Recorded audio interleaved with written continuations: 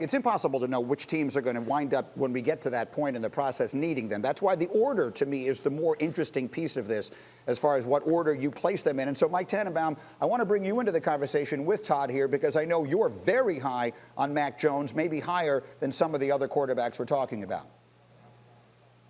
That's exactly right, Gree. When you look at the season he had a better season this year than Tua Tagovailoa did last year, with a lot less weapons. For most of this year, he only had one first-round pick, Devontae Smith, at receiver, with Jalen Waddle being hurt. And you look at how he finished the year at Florida, Notre Dame, national championship game, Senior Bowl. He is closing the gap fast. He has great measurables, underrated athleticism, and he is the third best quarterback, in my opinion, a little bit behind Zach Wilson. Zach Wilson I like, but again, he's been hurt. He's had hand and shoulder injuries.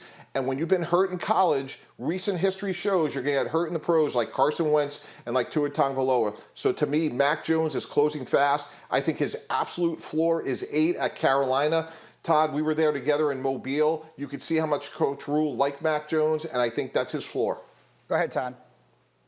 Yeah, first of all, Matt Rule told me, and I've never had a coach be so specific about something. Matt Rule, his defensive coordinator, and another assistant coach said the same thing. We lost 8 games last year by 1 score. We need a guy that can lead that drive in the fourth quarter. So that's why I made the trade, Carolina moving up to go get their guy. Maybe it is Mac Jones. Maybe it is Trey Lance. Maybe it's Justin Fields. The hard part about this class, after you get past the first 2, with Lawrence and Wilson, is you're talking about Fields, who played 1 game this year and is coming from the 1AA FCS level, if you will.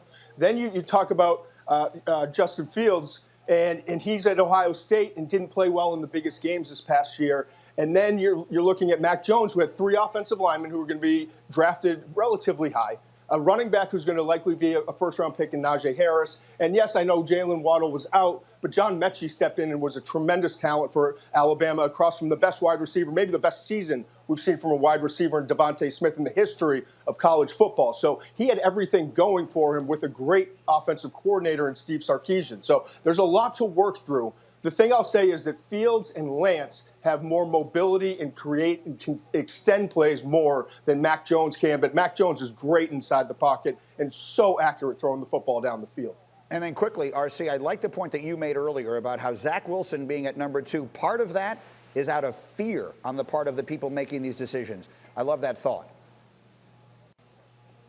I disagree with Todd on the Justin Fields thing. You know I'm a Justin Fields fan. I thought the Clemson game was a big football game, and I thought he played exceptionally well, and he outplayed Trevor Lawrence. But when you look at Zach Wilson and you think about names like Aaron Rodgers, you think about names like Patrick Mahomes, some of these people he's being compared to, you can see that stuff on tape. You can see the arm talent. You can see the ability to create and throw wide receivers open. And when guys look at what Patrick Mahomes is, drafted at number 10, and the people that passed on him, when you look at what Aaron Rodgers is, drafted in the mid-20s, and the teams that passed on them, and those 2 guys are all-time greats, I don't think you can pass up on Zach Wilson. So whether it's the Jets at number 2 or if someone moves up to get him, I think when they see that type of arm talent, when they see that type of upside, and then look at players who he can be compared to, you have to pull the trigger on him early, because he's a dude who could be not only a great quarterback in this league, but someone who ascends to the top tier of quarterbacks and becomes a Super Bowl winner.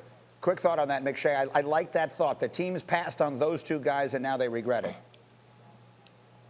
Yeah, that's why I have 4 quarterbacks going early. It's never happened in the history of the common draft era, with 4 quarterbacks going consecutively 1 through 4. And I don't know that Atlanta's going to wind up taking a quarterback there. But I do think once we see Trevor Lawrence go 1, then Zach Wilson go 2, teams are going to start to get nervous. And we're going to have to see which teams still need quarterbacks. Is it Dallas? Is it New England at 15? Is it Chicago at 20? Indy at 21? There are several other teams that could be in the mix when it's all said and done. So it's going to be interesting to see what happens in the next few weeks and getting into free agency. But ultimately, I think these quarterbacks are going to come off the board quickly, and probably faster than we've seen in the last couple decades.